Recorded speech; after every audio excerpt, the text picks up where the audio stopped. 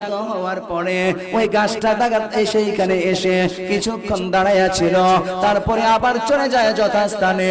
এবার নবীজি যখন নাকি ঘুম ছাড়লেন, সেখান থেকে যখন জাগ্রত হলেন, আল্লাহর পয়গম্বরের সাহাবী ডাক দিয়ে বলেন, নবীজি গো, এমন একটা ঘটনা আজকে আমি দেখলাম, ইতিপূর্বে কোনোদিন এমন ঘটনা আমি দেখি নাই। এবার নবীজি জিজ্ঞেস করে, বড় সাহাবী, কি তুমি দেখেছ, আমাকে একটু জানায়া দাও।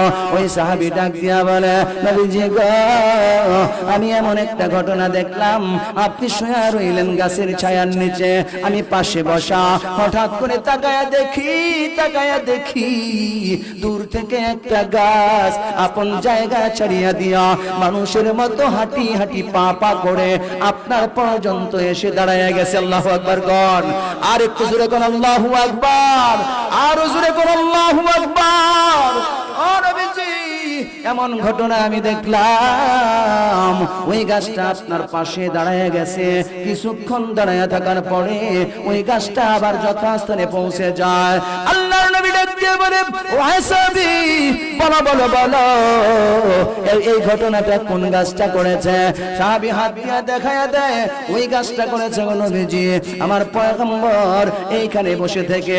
ওই গাছটাকে ডাক দিয়ে, ওরে গাছ, আয় রে গাছ, একটু আয়। যখন ডাক মারিয়া দিল, আল্লাহ পাক রব্বুল আলামিনের পয়গম্বরের ডাক শুনিয়া গাছটা আপন জায়গা ছাড়িয়া পয়গম্বরের সামনে হাজির হয়ে গেছে।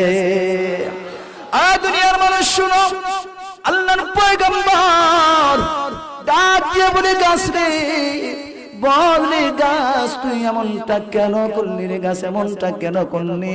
দুনিয়ার মানুষ শুনে নাও, মুহাব্বতের কথা বলি, পয়গম্বরের প্রতি মুহাব্বত আমার কত আর গাছের কত ছিল। যদিও প্রাণ নাই, আমার মতো কথাও বলতে পারে না, কিন্তু গাছটা কত মুহাব্বত পয়গম্বরকে করত। আল্লাহর পয়গম্বর জিজ্ঞাসা করার পরে গাছটা জবাব দেয়, ওগো নবীজি, আমি কিন্তু আপনাকে বড় মুহাব্বত করি গো পয়গম্বর। আমি যখন দূর থেকে তাকায়া দেখলাম আপনি এই গাছটার নিচে শায়িত অবস্থায়, কিন্তু দূর থেকে আপনার চেহারা মুবারক আমি দেখতে পাই না। ওগো পয়গম্বর, আপনাকে না দেখতে পাইয়া আমার দিনের মধ্যে একটা কষ্ট লাগলো। এই জন্য আমি আল্লাহ পাক রব্বুল আলামিনের কাছে দরখাস্ত করিয়া দিলাম, প্রভু গো, আপনি অনুমতি দেন, আমি আমার পয়গম্বরকে একটা নজর দেখব। আল্লাহু আকবার কর, আর জোরে কোন আল্লাহু আকবার। দুনিয়ার মানুষ শোনো, গাছটা সেই দিন বলে, ওগো পয়গম্বর, আমি সেই দিন আল্লাহর কাছে পারমিশন চাইলাম, আমার আল্লাহ আমার দরখাস্ত কবুল করেছেন, মঞ্জুর করেছেন, আমাকে আসার জন্য অনুমতি যখন দিয়ে দিলেন, আমি সেখান থেকে আপনার পর্যন্ত চলে আসলাম। এখন নবীজি, আমি আপনার পাশে দাঁড়াইয়া গেলাম, দাঁড়ানোর পর কিছু সময় আপনার নুরানি চেহারার দিকে যখন নাকি তাকায়া রইলাম, তাকায়া থাকার পর আমার দিনের মধ্যে একটা প্রশান্তি আসলো, একটা শান্তি চলে আসলো। আপনাকে দেখার পরে আমার দিনের মধ্যে ঠান্ডা লাগলো, দিলটা যখন নরম হয়ে গেল, তখন আমি কিন্তু এখান থেকে চলে যাই। দুনিয়ার মানুষ শোনো, আল্লাহর পয়গম্বরকে একটা গাছেও চিনছে কিনা? আরেকটু জোরে কর। একটা গাছেও আল্লাহর পয়গম্বরকে চিনল, কিন্তু আপনিও মানুষ, আমিও মানুষ, আমি আর আপনি আল্লাহর পয়গম্বরের উম্মত, আজ পর্যন্ত আমাদের পয়গম্বরকে চিনতে পারি নাই। কথা কোন ঠিক কিনা? আর একটু জোরে কর। দুনিয়ার মানুষ শোনো, আল্লাহর পয়গম্বর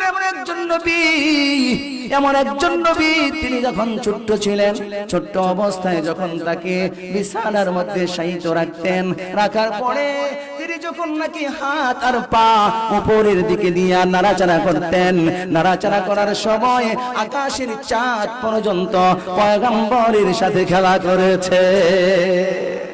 আর একটু জোরে কয় না সুবহানাল্লাহ, লা ইলাহা, জোরে লা।